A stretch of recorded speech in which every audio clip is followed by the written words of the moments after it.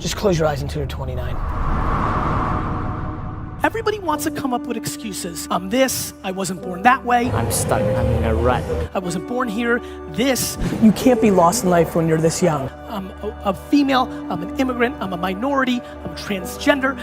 Excuses, reality. The problem is, nobody cares. Your lack of patience is killing you. It's slowing you down and everybody else. Your need of things is killing you. I don't need a fucking watch, I don't need a fucking whip. I need to be happy. Because happiness drives everything. You're not lost in life, you're just early in the process. Everybody's trying to prove something so early. You fucking wrap your head around not giving a fuck about any advancement till you're 29? Please, whatever it takes, call your grandmother, go to your great-grandfather's burial spot, go back to the old country, go to a shelter, do something. Do something that recalibrates your perspective on what is actually going on here. Every person in here fucking won the lotto. You won. Way too many people have made decisions without ever trying. Everybody's judging themselves way too early. You can literally do 4 different things over the next 2 years, 6 months at a time to figure out everything that you think you might like, you should try to do. Doing something around passion is very similar to love. You're blinded because you like it. It's not rational. It's not rational. The number one reason I push patience, man, patience. Everybody's looking up to audit themselves where they are now, is because patience will give you the air cover to take risks. Time is your asset. What I would do is gather as many experiences as possible. The one thing a 20-year-old has over me is 20 fucking years. Get the fuck out of the machine for a second and think about what you're doing here. You get optimism and patience, you're fucking off to the fucking races. The 99% that achieve are willing to sacrifice, be persistent, put in disproportionate work, and think in 50-year terms, not 50-day terms. Just close your eyes until you're 29. Just close your eyes until you're 29.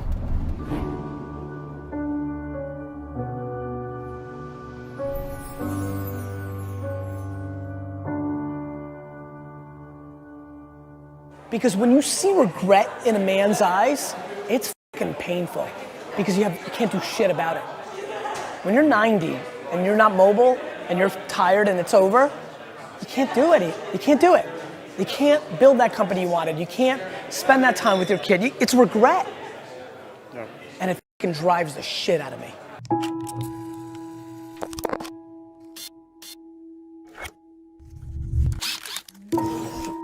No, look, I think failure has to be quantified. If you fail that you never can get up from it again, that's not a good failure. I think failure and adversity are the two things I think about. For me, as an entrepreneur and very entrepreneurial and always in my own stuff, all the failures along the way, even going back to like the baseball card show when I was 13 that I paid $400 for a table and nobody showed up to that baseball card show. That was a learning lesson. Those micro failures were super, super important.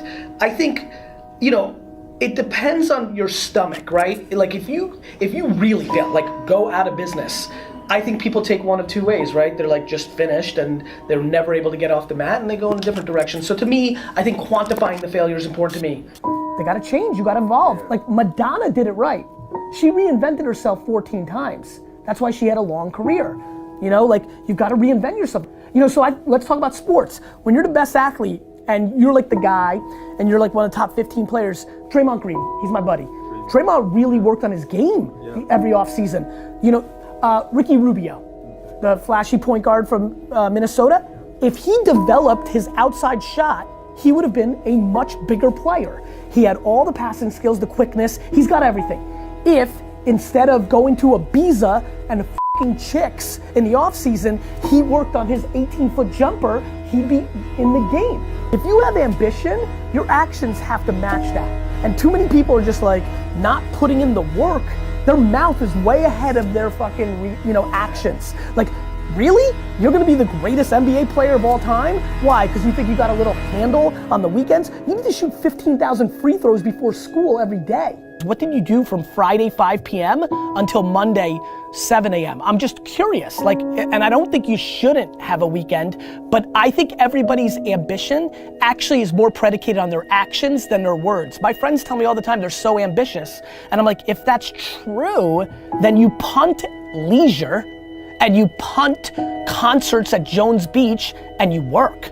I realize what's going on here. One life. I realize that I'm living like this is our only at bat and most of you aren't. People fucking walking around here like they're coming back.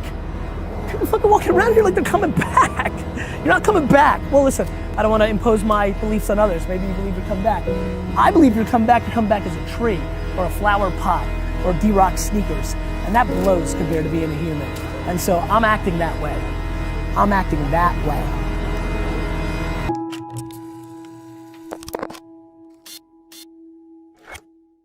Your first video got how many views? 30, 75. I mean, like, you know, nobody watched, right? So like when I get emails, which I get 50 of them a day from entrepreneurs of like, hey, like I know you always talk about patience, like I've been doing this, it's not working, traction, should I give up and do something else? Inevitably I'll email back and be like, how long have you been doing it? Oh, 4 months. And I'm like, fuck you. You know, like you want this to be your life and you're giving up after 4 months? Are you out of your mind? Patience is grossly underestimated. You know, I was very successful, my wine business is growing. Now I start doing this show and spending all my time trying to promote this show. And the sales of Wine Library start flattening out because I was the engine. The show wasn't getting watched, but I knew this was right. And the show really didn't take off until mid-2007, a year and a half in, of 5 days a week of doing a show, getting only hundreds, then a couple thousand views. Gotta keep putting in the work every day. 1 is better than 0. Gotta keep putting in the work, putting in the work, putting in the work. There is no quick cure. The hard work matters and the patience is what overrides it, right? I don't need to get mines at 25. Heck, I don't need to get mines at 45. This is a long, long game. I'm very driven by the climb, right? I think being an immigrant, I guess, or just having this DNA, I don't like winning. I like losing. I like the struggle. I don't give a shit about the stuff that comes along, but the game is my drug. Like there will never be a game over for me. There's no dollar amount. The game, the process, the climb, that is the drug that drives me. That is my oxygen. That's what I love. And so every day is gonna go by. 2016, 2017, 2018, 2019, 2020, 2021. And you're gonna look for the short game. You're gonna look for that miracle algorithm. You're gonna look for that one move that's gonna change your outcome. And you're gonna continue to search and play the short game while I keep putting in the work, the hours, the long-term value, and putting in the work while everybody else is hoping and dreaming. I'm gonna be executing. You play the short game. I'll keep playing the long game. And it's time to put on a helmet and get to work. I'm scared. I'm super scared. I'm scared because I know exactly